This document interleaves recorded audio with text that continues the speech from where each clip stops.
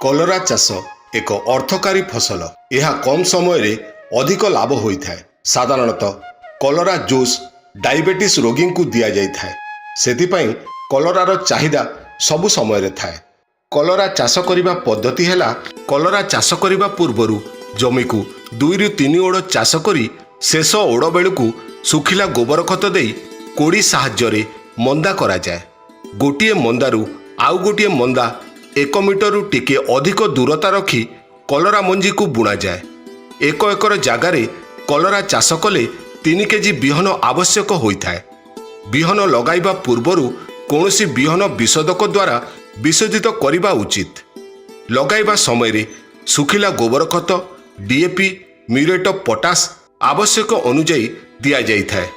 लगाइबार 10 दिन पर गछ 1.5 ରୁ 2 फुट होता है। एही समय रे बाउंस